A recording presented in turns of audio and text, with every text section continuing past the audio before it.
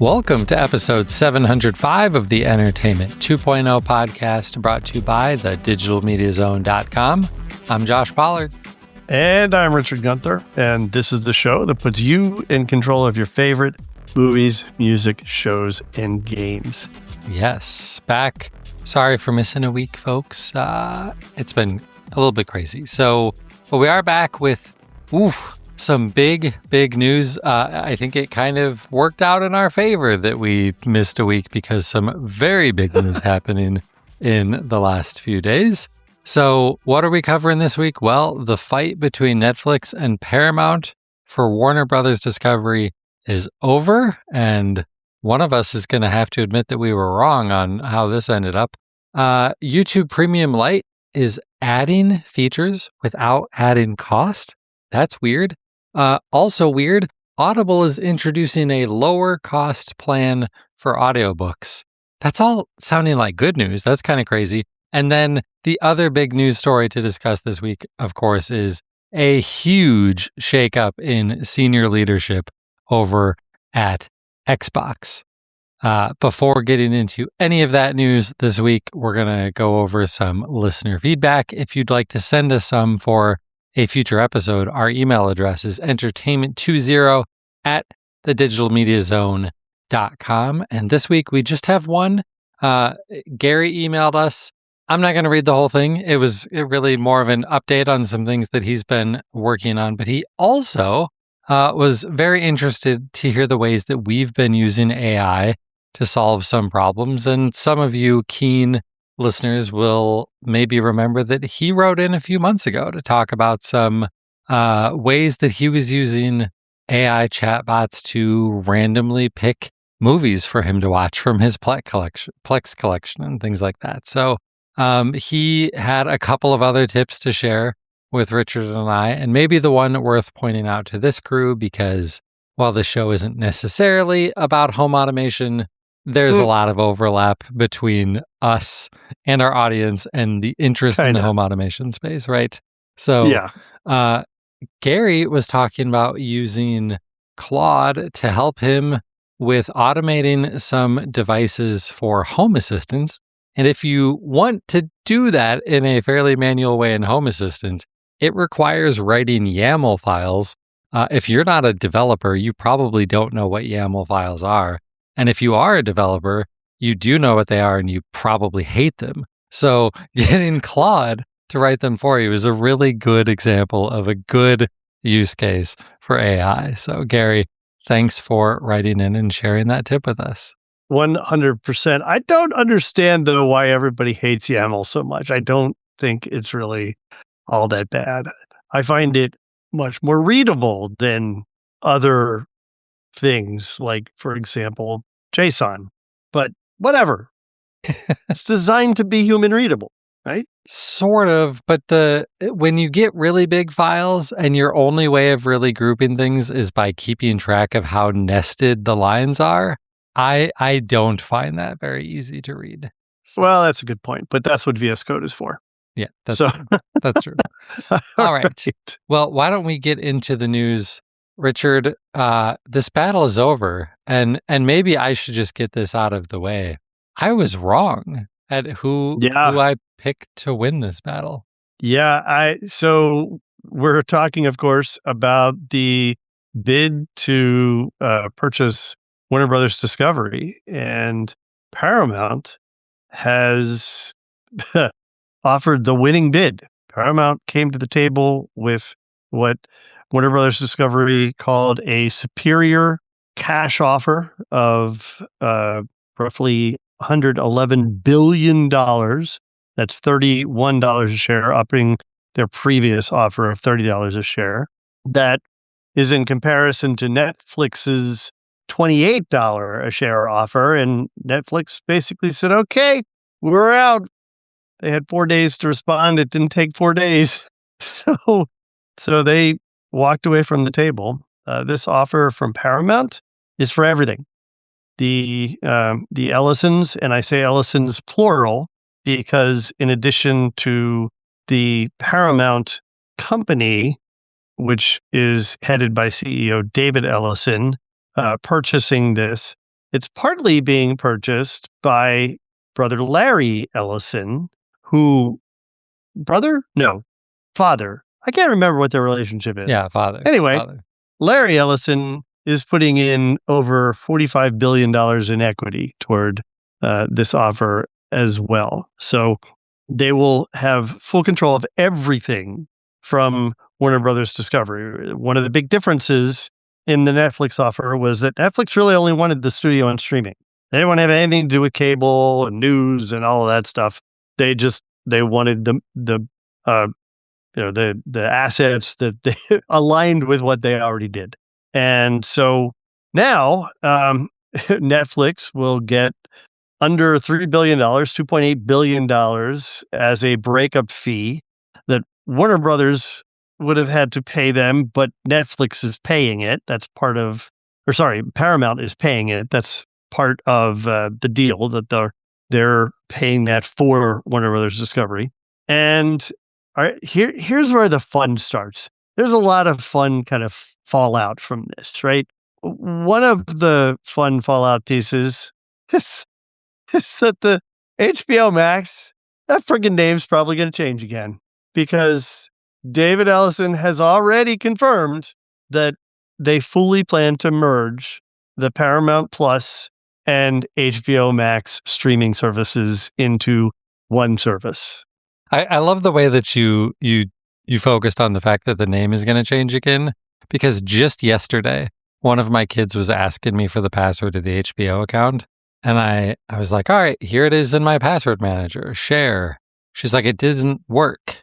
And I opened up my password manager and it didn't work because I had 3 different ones in there. Because one was under HBO, one was under Max, and one was under HBO Max. Yep. Absolutely. Absolutely. So, yeah. So we're likely to get yet another change. I don't know about anyone else. I'm voting for Max. I say we take it back to Max. Let's see what happens. But, this is likely going to affect the price of this service too, right? You're currently paying, depending on what service you have, anywhere between, I forget what the range is, but let's say $11 and $17 or $18 for HBO Max, might be more. And Paramount, I think without ads without ads, I think is up to $12 or $13. And now they're going to combine them. So they're going to want more money. And maybe you don't want to pay more money because all you really wanted was the HBO stuff. Maybe you don't care about the CBS stuff and the Star Trek stuff and the Showtime stuff and all that, but it's going to cost more. So this is going to be interesting to see how this plays out. Yeah. And I did want to do some quick checking. Because I'm even less familiar with the cost of Paramount, but Paramount, if you don't want ads, is $14 a month on its own. The ad supported one is $9. 15. Yeah. Yeah. Yep. And well, dang it. Because I just logged into HBO, it's harder for me to see the price there. But HBO has the multi-tiered thing where, if you want 4K and all of that, it gets to be a lot more expensive. So HBO starts at $11 a month. But if you want everything, including the 4K, it's already $23 a month for HBO Max. So if they combine, does that end up being $30 a month? $25? Right. It sounds like it ends up for sure being more than Netflix. Well, and that's an interesting comparison, right? Because I think the industry is starting to look at this as Netflix is the big Goliath in the streaming space. And all these others are kind of biting at its feet. So the logic is if these quote unquote smaller organizations combine their services together, then they can compete. And that's going to mean they're probably going to charge closer to what Netflix is charging. Yeah. Netflix's top tier is $25 a month right now. And if HBO Max is already $23 for their top tier, I don't see how it doesn't end up being more expensive than Netflix. Yeah, for sure. Now, The other thing that is an outcome of this, and this is one of the things that I was potentially concerned about, is that this also means that Paramount now has control of the CBS and CNN news networks. And as soon as they took over CBS, they instilled Barry Weiss, who is probably best known for being the person behind 60 Minutes not running a story about Venezuelan prison conditions and abuses. And that just sort of seemed really suspicious, given how tight the Ellisons and the Trumps are. And people are concerned, and I'm concerned, that there could be a serious chilling effect on CNN's newsroom in terms of how it approaches the news. And they've already talked about potentially putting Weiss in front or in charge of both news organizations. So this is going to be interesting to see how this plays out. Yeah. Now, not a big surprise. Nobody's expecting any major hurdles from the FCC on this. Some senators, mostly on the Democratic side, are making some waves and want to investigate whether there's any sort of concern about media and the effect on media. And I honestly think that's a legit concern to look into. They're not going to have any impact on this. No. This is going to happen. Yeah. And it's expected to close pretty quickly. I'm actually really surprised by this. It's expected to close in less than 7 months, by September 30th. And if it doesn't close by September 30th, then every quarter it gets delayed. The Paramount team owes Warner Brothers a $650 million fee. And it feels like there's no way it could possibly happen that quickly. But I'm emotionally scarred, and my brain just has a hard time processing that anything can go that fast based on what I watched happen when Microsoft tried and eventually did successfully acquire Activision. But it took a year and a half. So long, so long. I don't want to be talking about this for a year and a half, Josh. No. Although I wouldn't mind if it maybe wasn't until December right, that this went through. or maybe, yeah, maybe get maybe through the second the week month of November. Right. Yeah, exactly. Right. Exactly. Yeah. So, yeah. So, I mean, this is a huge, huge change to the landscape, the entertainment landscape, and the studios as we know it. You know, I think of I think the other thing that is nowhere near as big as this, but this reminds me of in terms of, wow, legacy media is really kind of gobbling itself up, was when Amazon ended up basically stealing MGM for a song. Right. I mean, they got a fire sale to get MGM Studios. Yeah. Yeah. And this is just kind of the next big thing. You know, Warner Brothers was one of those companies that was convinced that its IP was so important that their app, their service, should be reinforcing the Warner Brothers name. Like anyone knows what. Like, you could name a Warner Brothers film. Maybe you know that Harry Potter is a Warner Brothers film, but I don't know that most people could name other Warner Brothers films. Right. I think The Matrix was Warner Brothers. Maybe. Maybe. Now I'm second guessing that, though. Yeah, I don't know. So, yeah. It's interesting times for sure. Yeah. So, I mean, we've been seeing some consolidation over the last couple of years. You brought up a great example of Amazon snatching up MGM. This is another huge one. Is there anything left to consolidate? Well, like, because I don't think in a year from now we're going to be talking about Netflix buying Paramount / Warner Brothers. Probably. Like, is there even anything left to consolidate at this point? What am I missing here? Yeah, I don't know. I mean, the other big studios are what Universal is already part of the Comcast NBC Universal conglomerate. I don't know if Lionsgate is still out there, unspoken for. Maybe I don't honestly remember what the state of that is. Disney is Disney. That's not going anywhere. Right.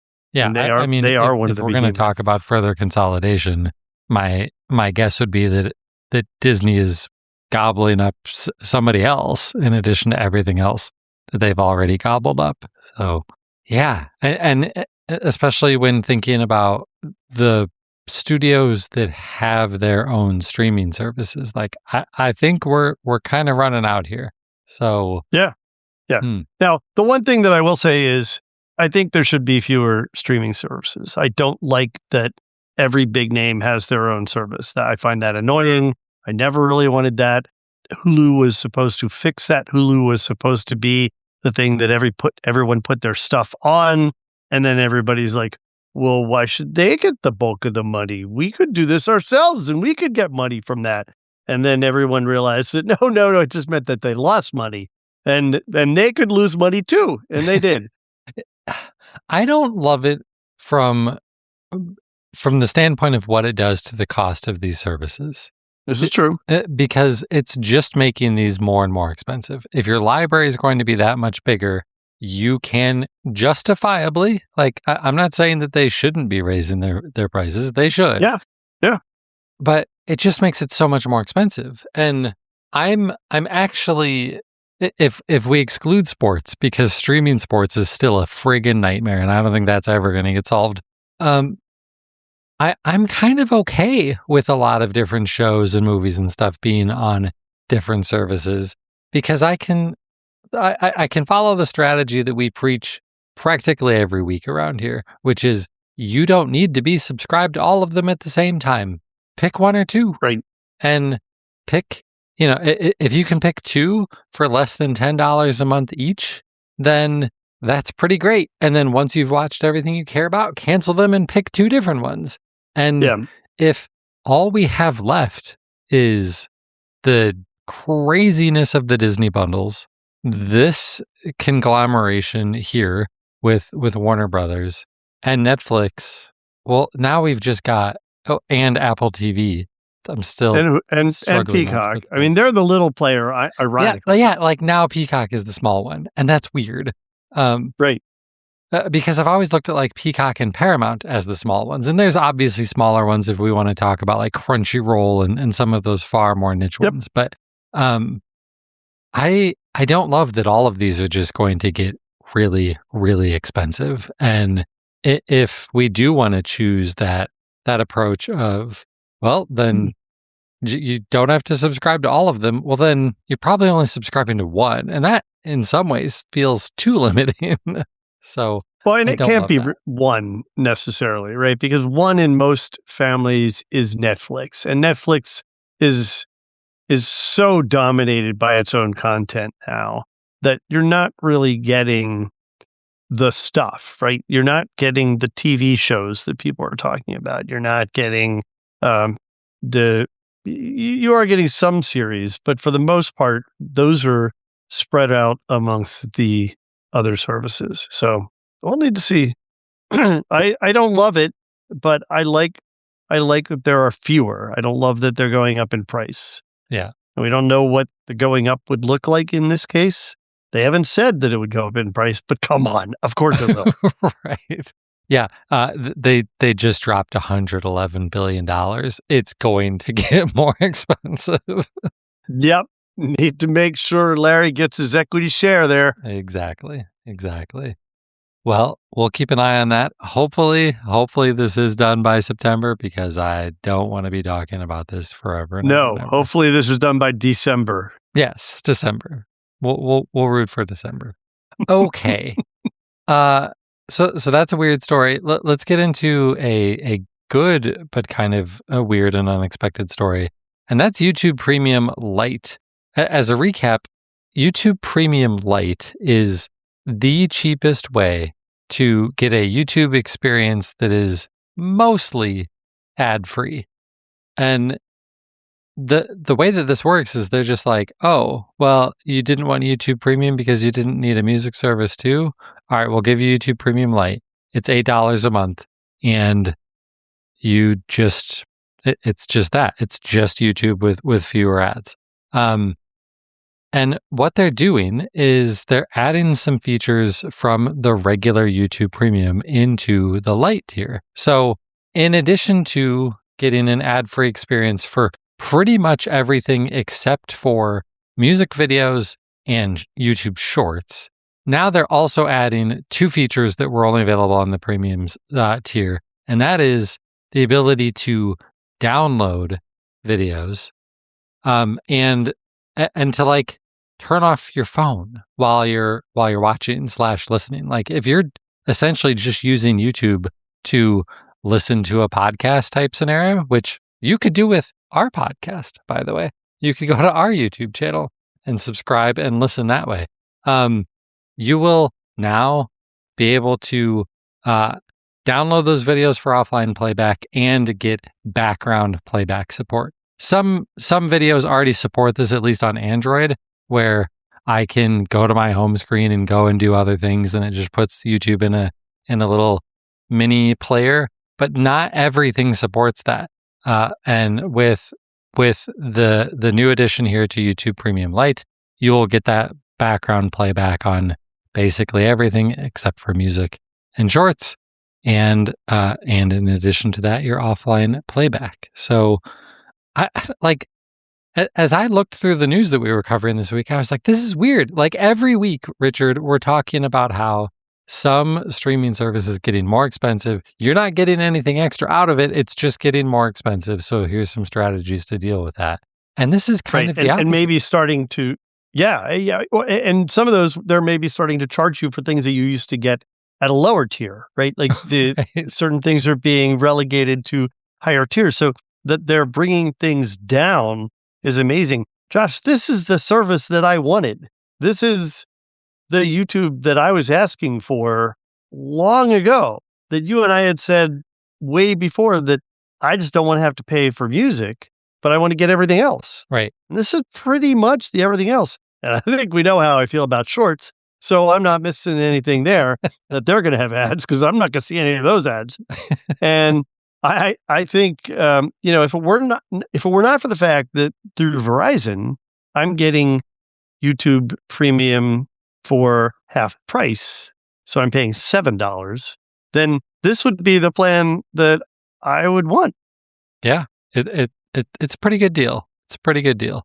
I do wish that it was more in that like Amazon Prime range, where they're like, you don't want to deal with ads? Just give us $3 a month. I would gladly pay YouTube $3 a month. Am I just being a cheapskate that it's $8 as opposed to $3? Probably. But it still seems like a lot just to turn off ads. But it's not just that anymore, right? The Right. ability to download, that's a big deal for me. I download stuff all the time when I go on a plane. And I have found myself more and more including YouTube videos in that. So that's awesome. I Yeah. love that. Yeah. It's a nice couple of features to get added for free. Cool.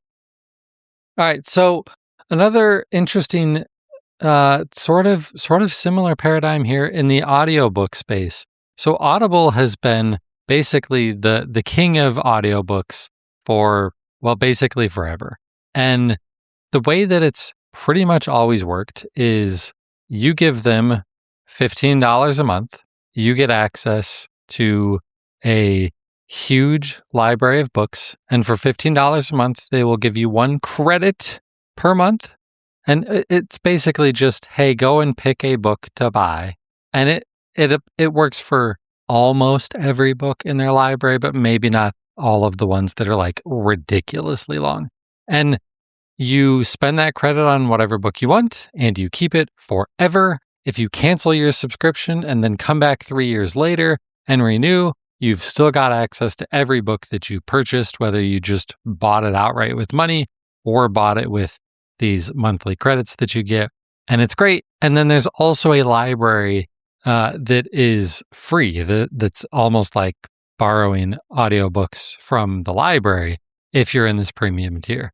Well, 15 books, $15 a month for some people still seems like a lot just for books, right? So Audible still wants you to be a customer. So they're opening a plan that's less money.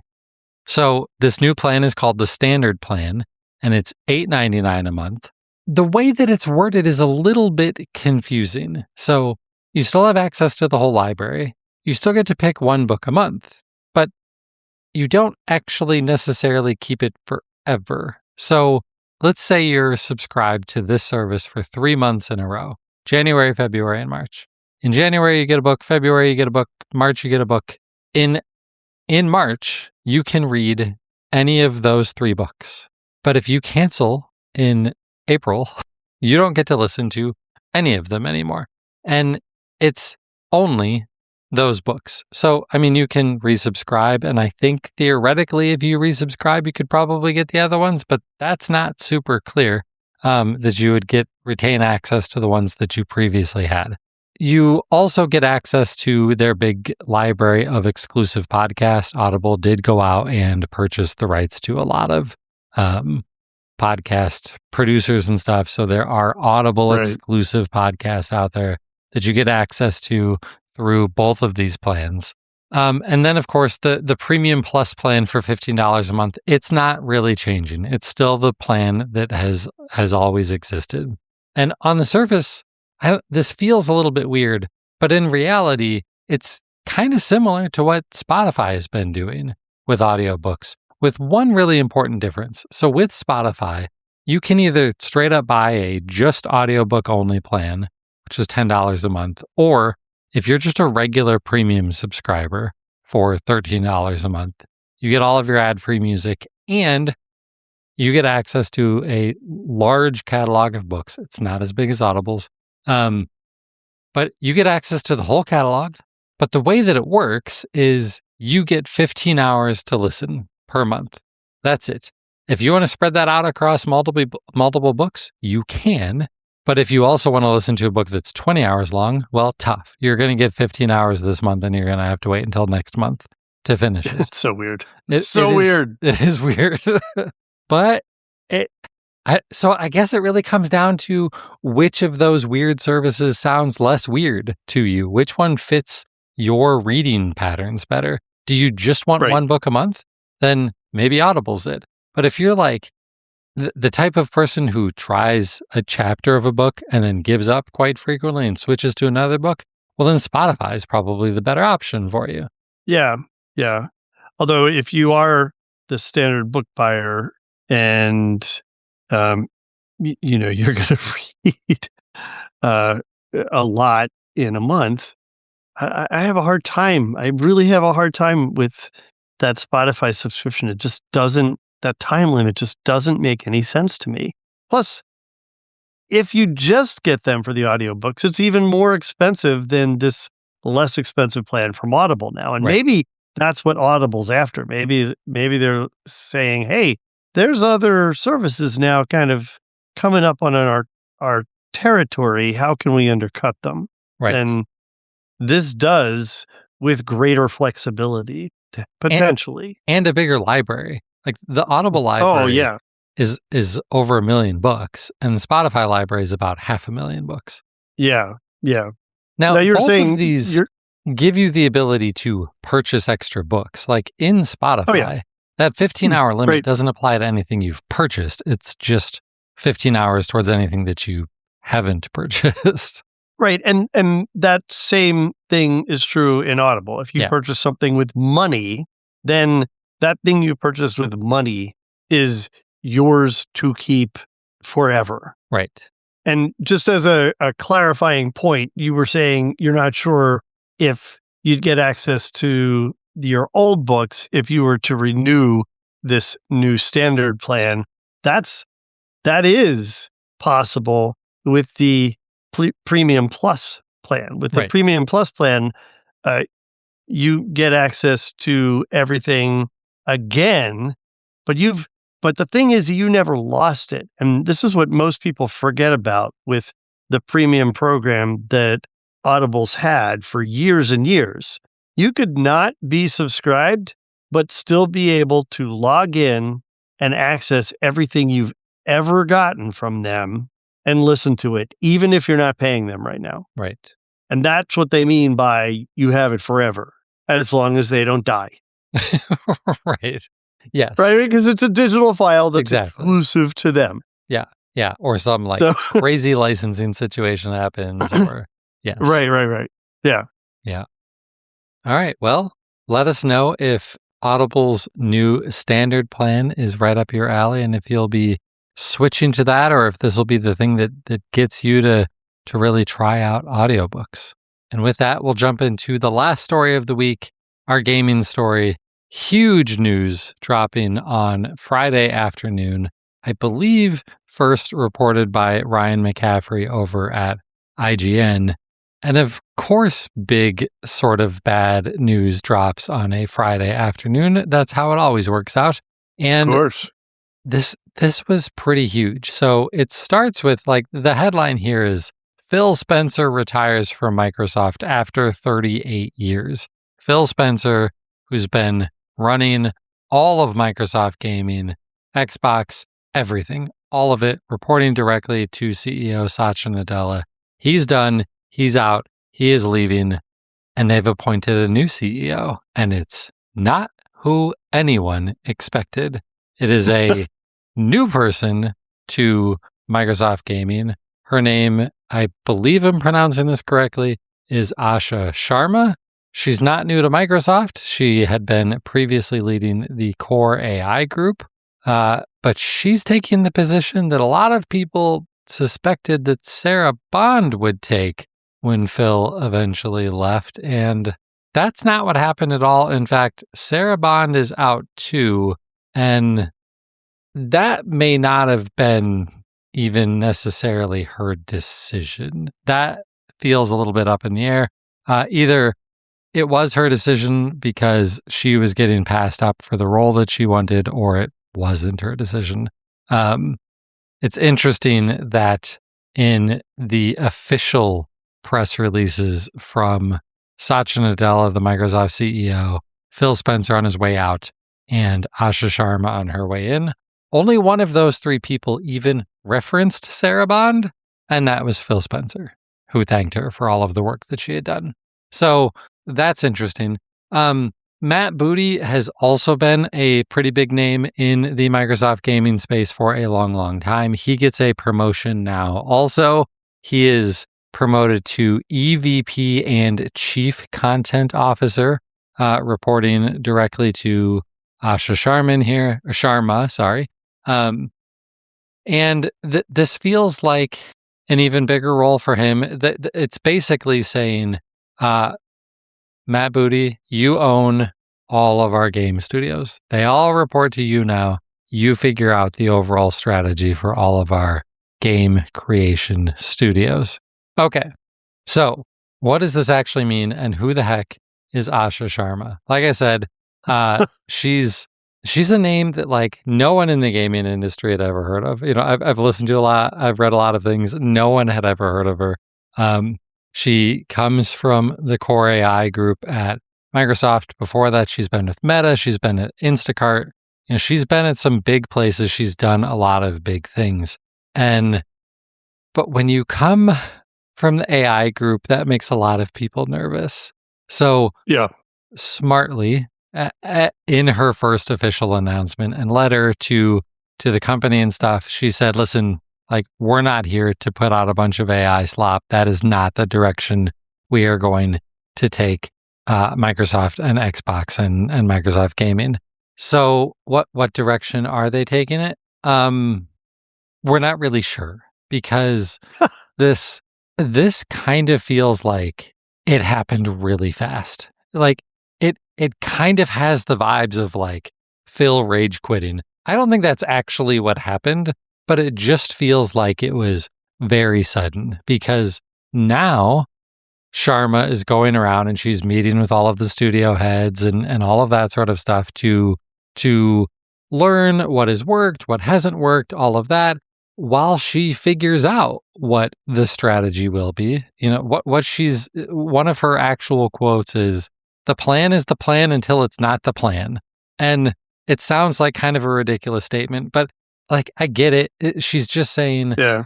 I'm still new. I'm still figuring all of this out. I'm not going to jump to a bunch of rash decisions before I really know what makes sense here. And so And that's smart. it is smart, right? So in the short term, everything stays the way that it's been going while we figure out where to take this beast. And where it goes, it's been like the words that have come out of her mouth and Matt Booty's mouth, they're very vague. They're a little bit contradictory at times, but they keep using the phrase like this is a return to Xbox and what Xbox was. They are definitely talking about a focus on consoles and hardware, and that hardware still has a place, that the Xbox console is not going anywhere, that there will probably be another one. So that's good, I think. But yeah, they're saying that nothing is off the table, but it's going to take them some time to figure out what the strategy is and where to take this company, which I think is reasonable and the right way to approach a major shakeup like this, right? Mm-hmm. So the immediate reactions were rough. Like most of the immediate reactions were along the lines of, "Oh my gosh, she's coming from AI. This is clearly." Microsoft and Satya Nadella saying we're just going to use AI to solve all of our problems. We can lay off a bunch more game developers and just use AI to write everything. It doesn't sound like that's really actually going to be the plan. That would be really bad if it was. I don't think that's where we're going though. So didn't love that. And then another piece that I didn't love is Tom Warren over at The Verge, who I generally think is a good journalist. He came out a few days later and wrote what can really only be described as a hit piece on Sarah Bond, where he was like, yeah, Sarah Bond's gone because a bunch of people said she's really hard to work with. And it like just essentially like blaming her for everything that's gone wrong at Microsoft in the last couple of years, blaming her for the essentially everything is an Xbox campaign and all of that. And that all feels really gross to me for a few reasons. One is, so we're practically going to knight Phil Spencer on his way out the door. That he saved Xbox after that disastrous Xbox One launch and did all of these great things. What are a couple of words we could use to describe Phil Spencer? White and male. What are a couple of words we could use to describe Sarah Bond? Black and female. And she's the one we're going to throw all this at? Well, that seems gross. What else is gross about that? Who's the actual boss? It's Phil. Even if some of these strategies were Sarah Bond's ideas, Phil got on board with them. It's Microsoft, for crying out loud. No one is making decisions in a vacuum at Microsoft. So if you think that any of those strategies were absolutely idiotic, then Phil has to at least share the blame for all of that. And I just find it gross to be throwing all of the blame at Sarah Bond and just pretending like Phil Spencer did nothing but great.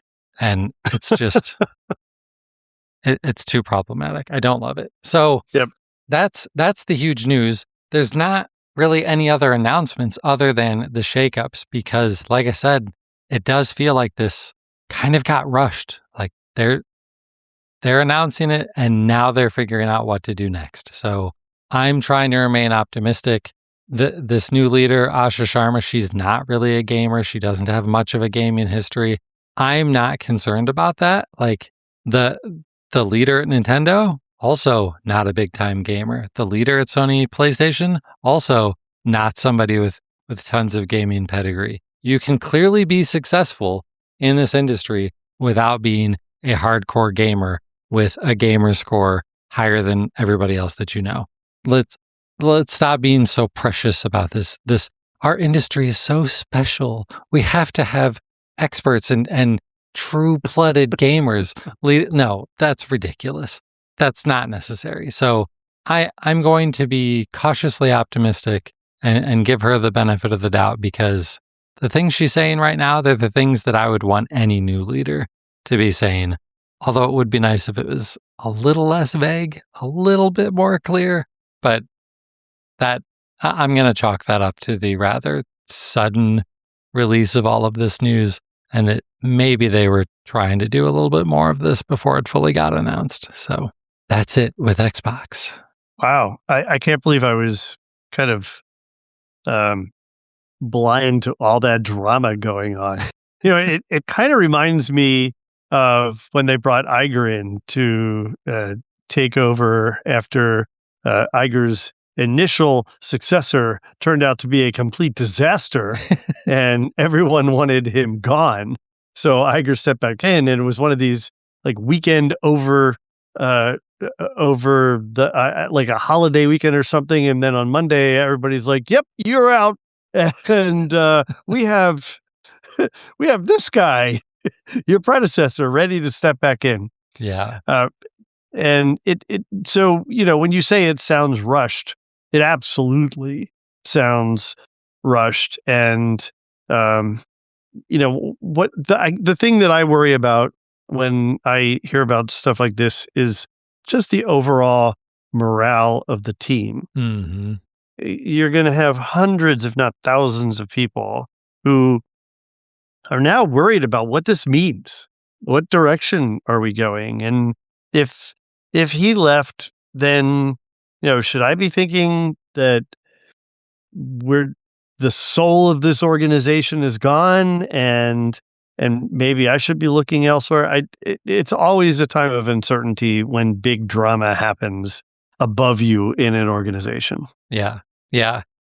Great points. And I think the first indicator that we will see there is, do we see any of the main leadership at any of the studios start to leave? Yeah. But maybe there's some isolation there because things haven't changed that much on the studio side, with Matt Booty still being at the helm on that side of it. Yep. And for anybody who is worried about, Asha Sharma, she's not a hardcore gamer. Matt Booty is. She is surrounded by people who are, and that's why I'm not concerned about it. So she's got the people that she needs there. So yeah, if we start seeing some bigwigs from Activision or Blizzard or Double Fine or Bethesda decide, yeah, I think it's time for me to go start something different, then I'm going to be a little bit more concerned. Yep. Okay. Makes sense.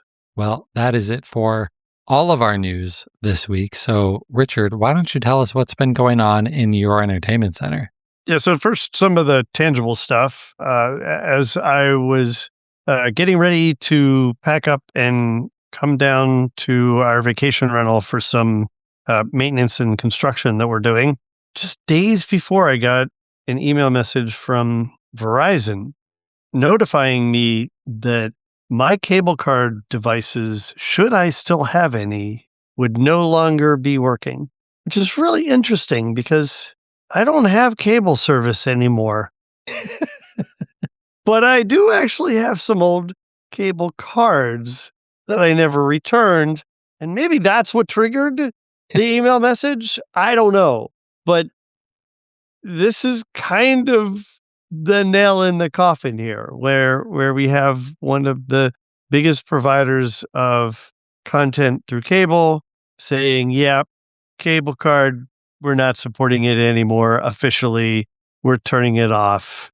Your devices aren't going to work anymore. And we're starting to see in forums and other discussion areas that people are reporting that their TiVos are not working anymore. Yep. That's the effect it's going to have your TiVo's not going to work anymore. Wow. So I've had some discussions with people looking for TiVo alternatives. You know, there's Tableau, there's channels, there are options, of course, but it means kind of rethinking how you get your content, and There aren't it's many it. options that are cable card, though.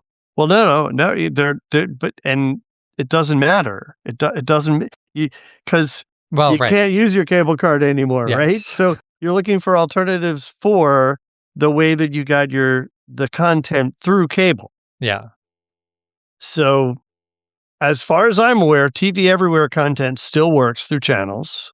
I don't know how long everyone's going to be supporting TV Everywhere, because that's kind of here's a term of old, over the top service that most of the providers weren't thrilled to offer, but realized that they needed to make everybody happy. I don't know how much longer that's going to survive. So yeah, um, end of an age. Yeah, for sure. Now I mentioned that I was coming down to the vacation rental, and down here when I'm here, I use my Google TV Chromecast. And I don't know if I mentioned this previously, but that thing is a dog nowadays. It is so slow. And every time I want to upgrade something or add something, it's like, you've run out of memory. Oh, lovely. Okay. So I finally bought a new ONN. That's the Walmart brand of electronics stuff, an branded Google TV device. It's just like a size of a hockey puck, roughly. Smaller, actually. $30. Faster, better, much better remote. And now that's what I'm using when I'm down here. $30. That's your entry price for a Google TV nowadays, which is impressive. Yeah. So is this the one that, like, is it a flat, like, matte plastic on top, or does it have the cloth top? No, it's just plastic. Okay, so that's probably just the regular on Google streaming device, not the on 4K Pro. I mean, it is 4K. Yeah, this one is still It's 4K, just not. but It's not the Pro. yeah, It's not the Pro. yeah.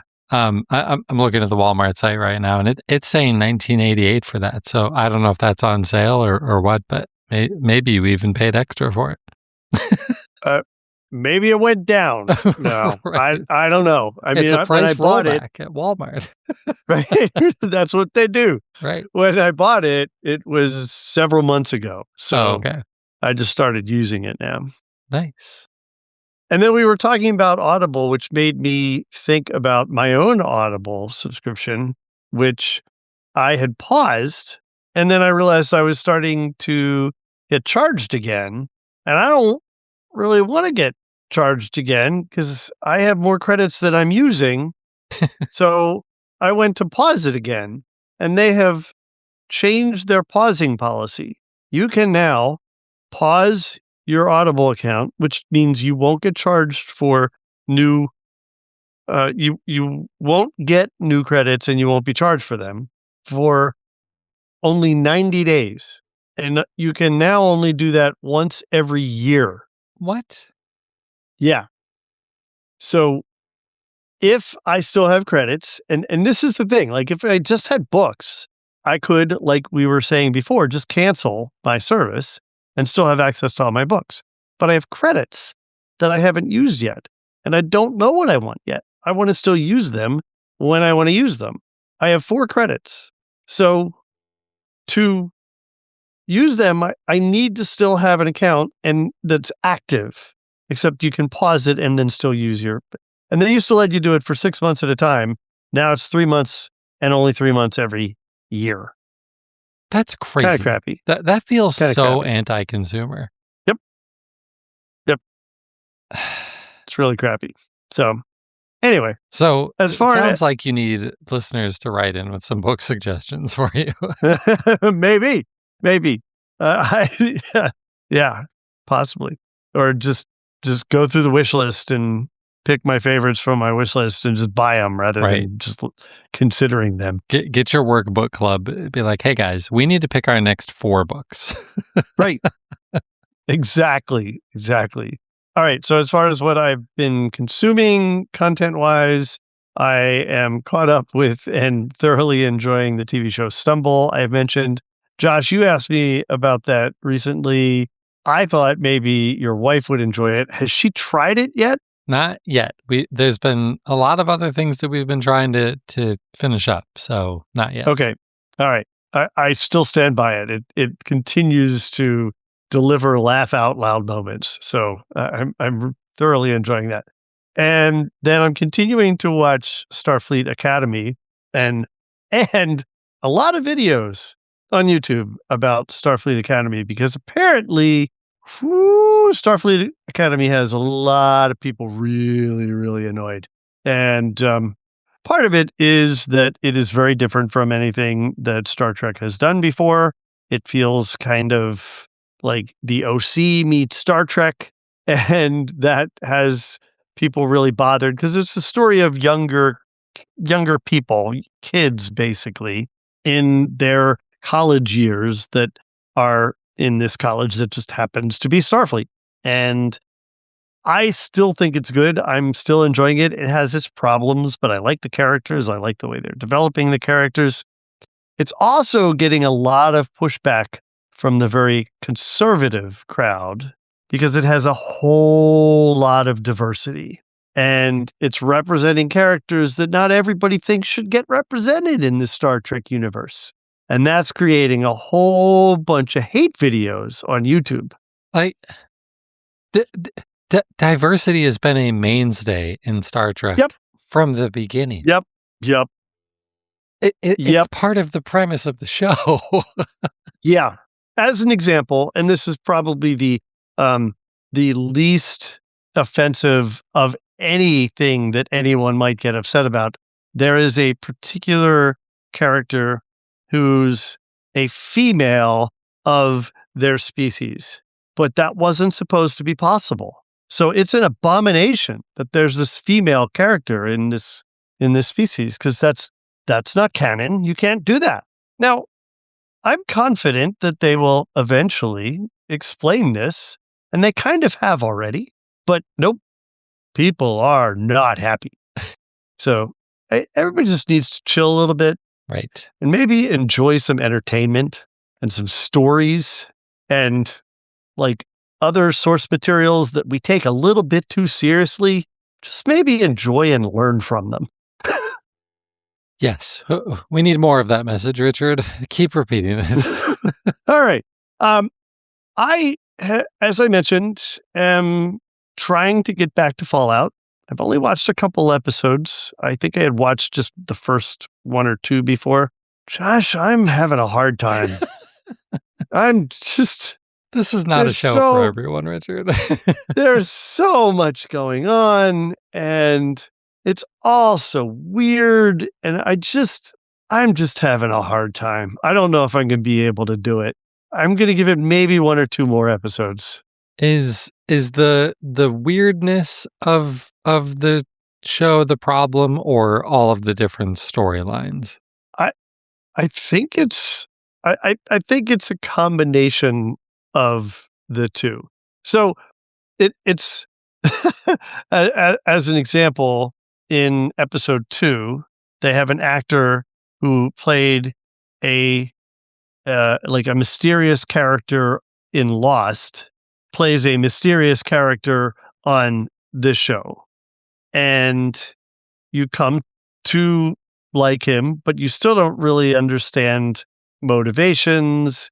And it's this short-term storyline that you're like, what? Like, why did I spend all that time invested in that storyline? And then you move on to something else. And I'm not feeling it.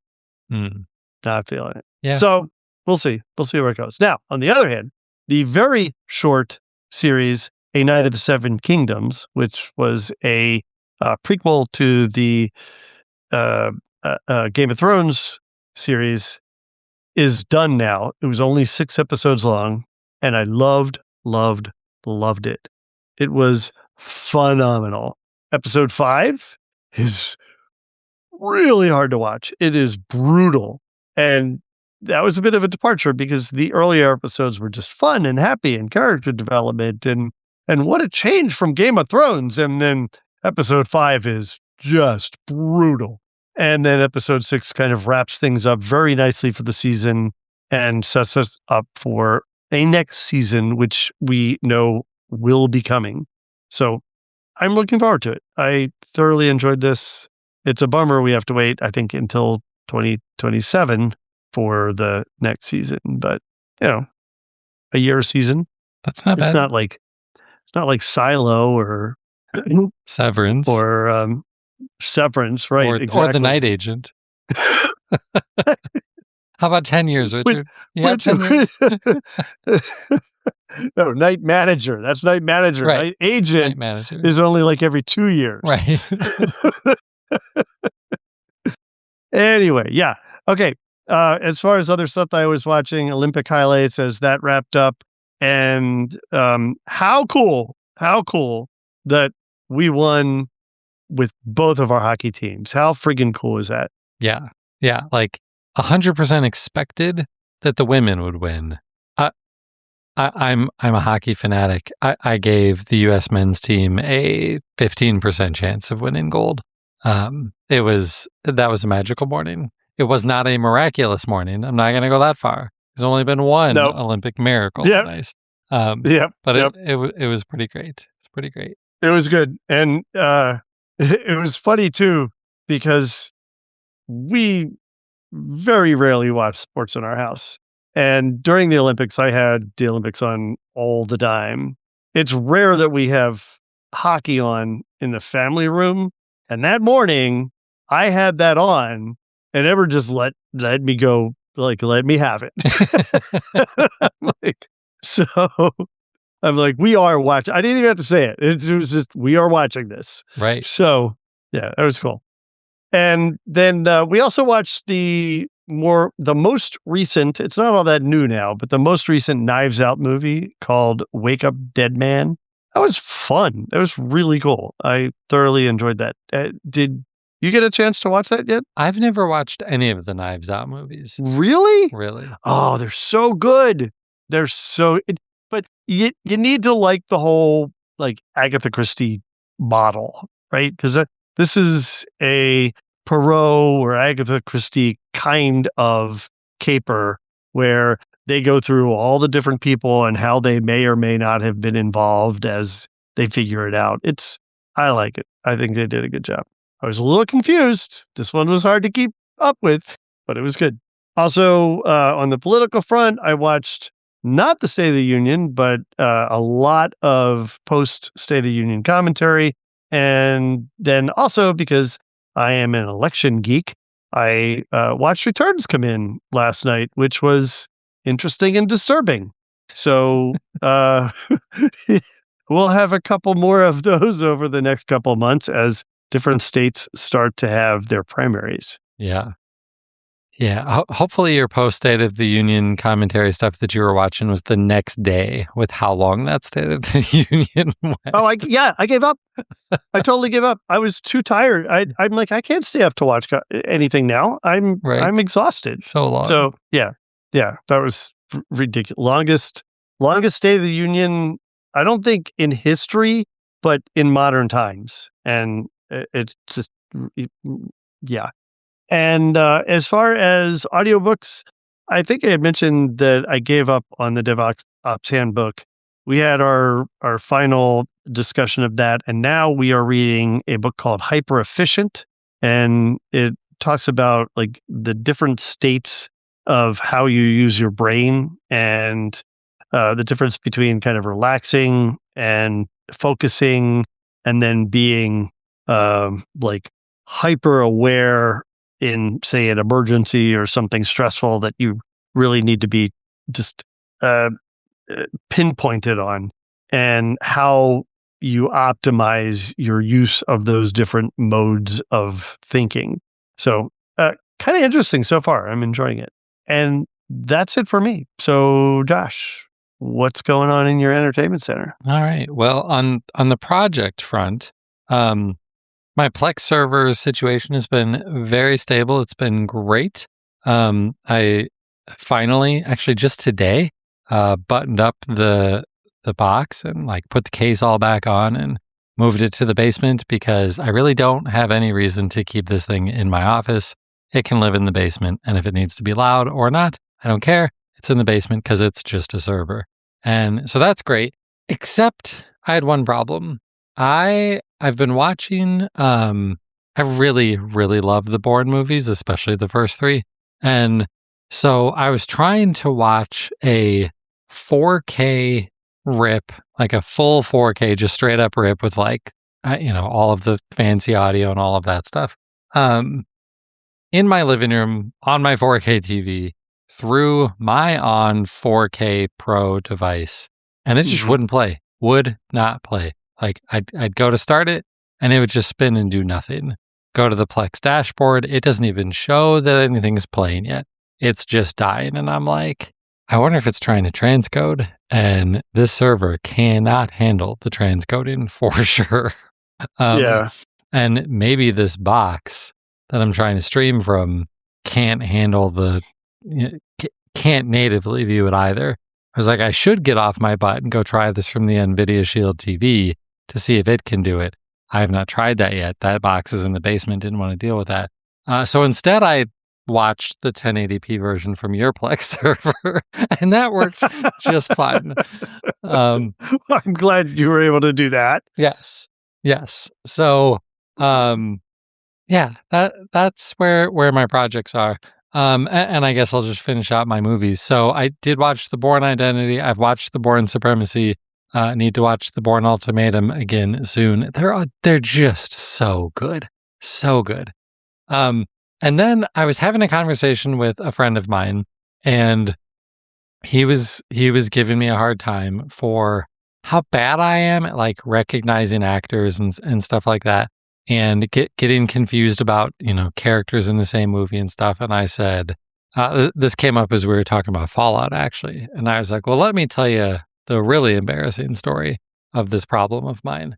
I watched The Departed many years ago at home, and I was watching it by myself, probably late in the evening, a little bit sleepy. I ended up falling asleep during part of the movie, which... Well, I mean, it is 3.5 hours long. I think it's only a 2.5. It's kind of long, but it's really long. The falling asleep is not because it's a bad movie. It's a fantastic movie. But Leonardo DiCaprio and Matt Damon are the two main characters, two of the three main characters in that movie. And when I was watching that movie, I couldn't tell the difference between them. I thought they were one person. I thought they were the same person. And if you know the story, you can kind of understand how that might be true until it gets to, towards the end. And then I was like, oh, these aren't the same people. But I couldn't tell the difference. So I had to rewatch The Departed over the last few days. And my God, is that movie good?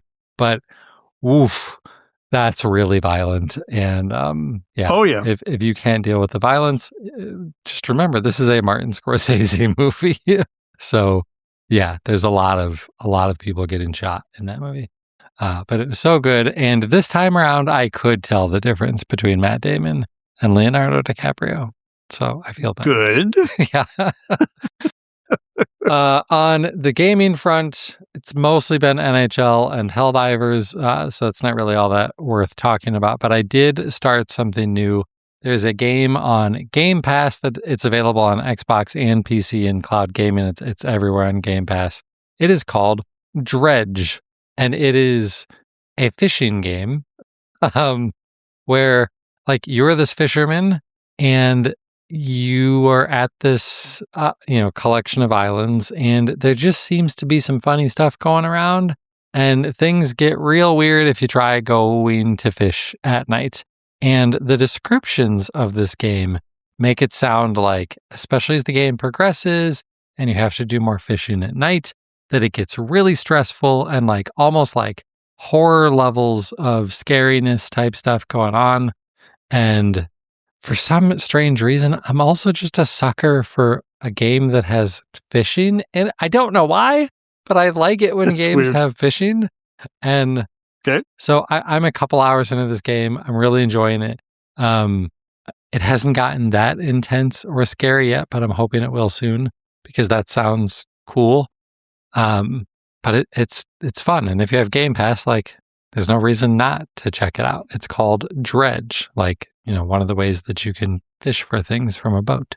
Cool. TV, we're of course up to date on The Pit because it's so good. Yay! I just heard a really good interview today. Kai Ryssdal on Marketplace interviewed the showrunner. Oh, in an extended interview in today's episode, and it was very, very good. I had given up on Marketplace a long time ago, but maybe I should go listen to that episode. Yeah. I finished Fallout Season 2. It's good. Like like I said to Richard, Fallout is not a show for everybody. And if you like Fallout, I think you'll probably like all of Season 2. I'm a little bit confused about where we're going from here, other than one of the main character storylines, but we'll see. And then also the show Paradise is back. So we watched Season 2, Episode 1 of that. This season starts with a whole lot of different characters in a different place. And I don't know how to feel about that just yet. So they did release 3 episodes at once. I think there's at least 3 or 4 episodes already available.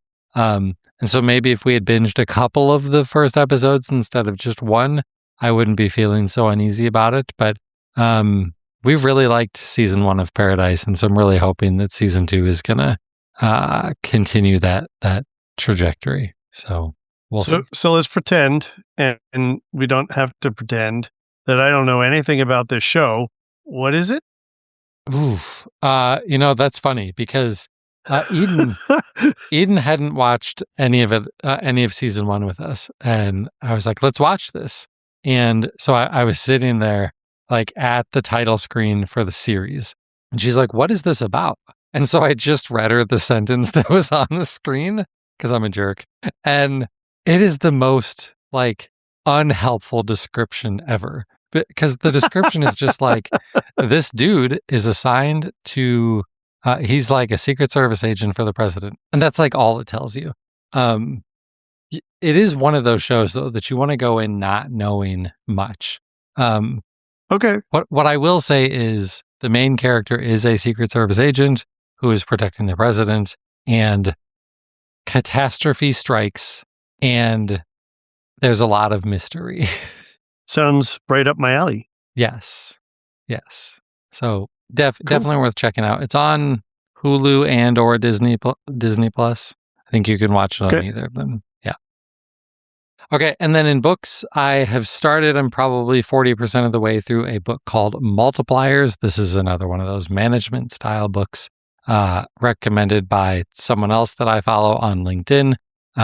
It's been really good in terms of like telling you good strategies for various ways of being a better leader and how not to be a good leader. So Multipliers by Liz Wiseman is the book there.